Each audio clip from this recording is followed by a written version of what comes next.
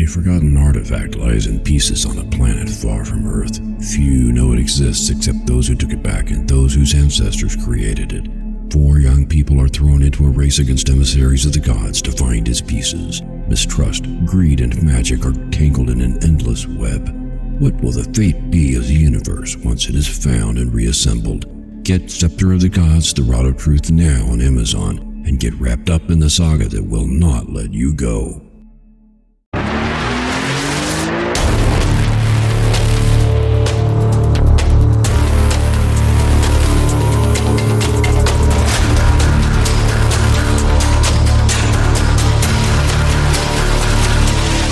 Good morning and welcome to the Motivational Devotional, where we are merging motivation and spirituality to create a daily dose of confident positivity. I hope that this morning's podcast will help you to be more spiritually and positively motivated so that you can transform your day. Good morning. Thank you for joining me today at the Motivational Devotional. I am Mark the Writer, and today is the 17th episode of our series, 50 Ways to Love Your Soul.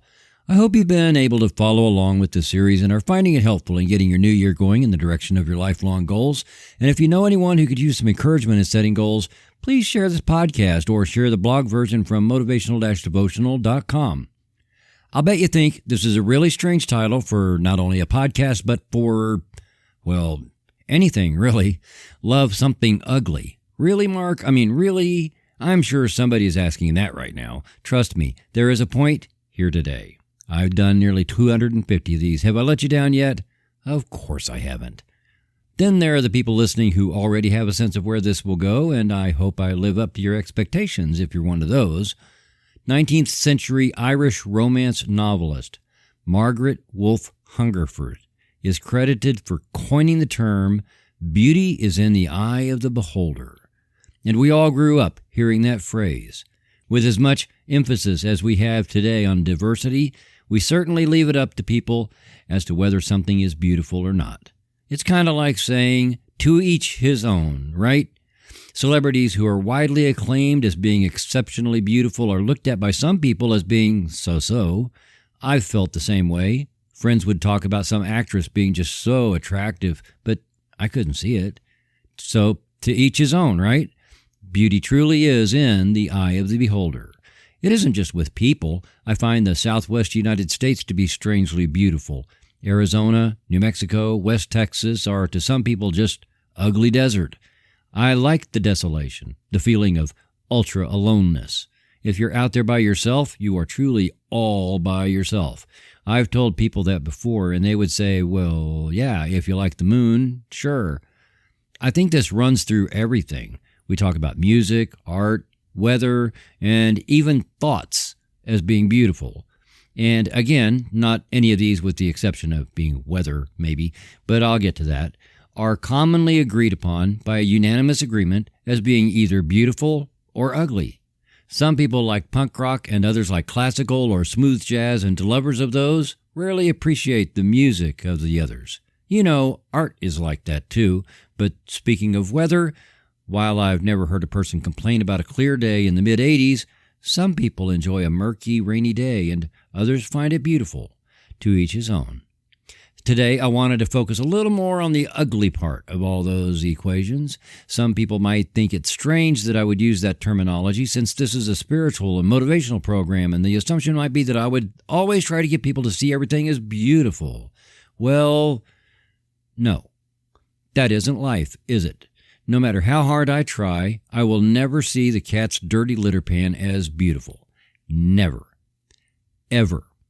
When the main drain line in my house backed up right after we bought this house, I didn't look at the mess in the basement and call it beautiful because it was pretty ugly. Along with seeing something as ugly, and I mean truly and definitely ugly to the point that nearly every person would have 100% consensus that it is ugly, there is an accompanying sense of revulsion, isn't there? Something is ugly, and we immediately have the urge to pull back, maybe even flee and run away.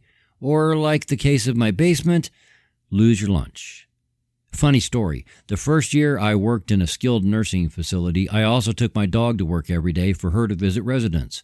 I didn't pay attention one day well enough, and she left a present in one of the hallways. In case you don't know, the nursing aides are the ones primarily tasked with changing and cleaning up the residents in a facility, and they do it the better part of the day. One of them came up to me pretty upset about it, and I thanked her for letting me know and said I was on my way. The funny part of the story is that this person who cleans up people all day said that it was really disgusting and she would have cleaned it up, but she just couldn't and wouldn't touch it. Don't you find that funny? Personally, I'm the exact opposite. Anyway, just had to share that since we're talking about the ugly side of things. I want to be clear that the point of this entire podcast is not to try and get people to change an opinion of whether something is ugly and try to see it as beautiful. That would be pretty cool, but it's not the point. The point isn't even to learn to see the beauty within something ugly, like the Southwest U.S. The point is to learn to let something be ugly in all its ugliness and work on trading in the revulsion factor for love. Now, clearly, even though I pick up the dog poop in my own yard, this would be a challenge for me. But let me use that as an example. A person can get nose blind, as a TV commercial used to say, and the smell of something is less noxious. But that isn't even the thing. I can look at it and consider what it does for the ecology and how I can compost it, turn it into fertilizer, and later put it back onto the yard with a mix of other composted stuff, and it improves the health of the yard. So I can look at an ugly thing and love it for that.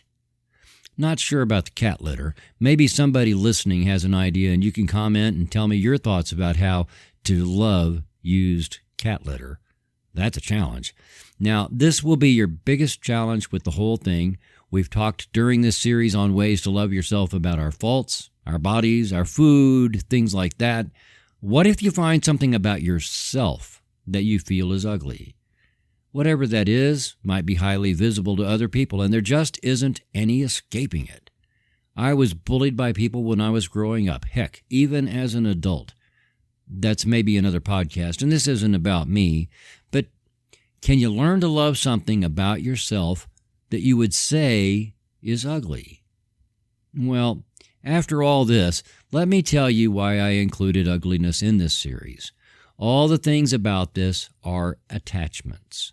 The opinion of something, or even someone, being ugly is an attachment to an opinion. And on the spiritual journey, one of the main objectives is to let go of attachments. The revulsion people feel when faced with ugliness is also an attachment. Anything stemming from those things falls into the category of what we tell ourselves about something, and we can always change what we are telling ourselves. If a person has an ugly blemish, that person can learn to love it for what that blemish has to teach. You can love an ugly car out of gratitude that you have transportation. You can learn to love a person that you thought of as ugly by getting to know them well enough to find the beauty inside and love the person's spirit, their tenacity, or their character. You see, whatever you think of as ugly has other layers to it, and the seemingly unlovable part is only part of it, and you can learn to love the other layers. It becomes much harder with things like ugly truth, ugly tragedies, and ugly behavior. I believe it can still be done, although those might be some of my own growing edges. Regardless, learning to love something ugly provides rewards that we can't get any other way. We will grow, learn, and deepen our understanding, and that's good stuff.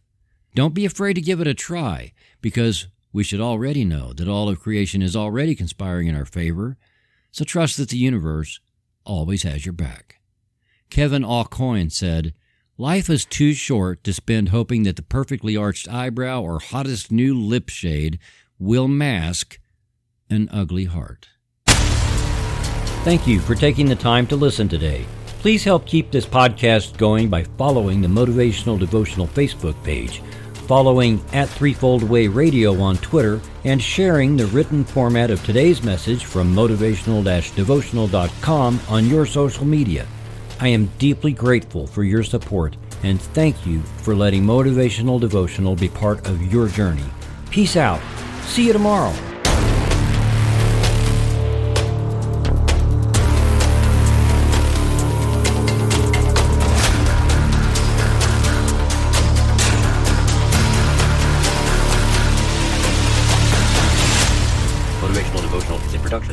Way Radio, LLC.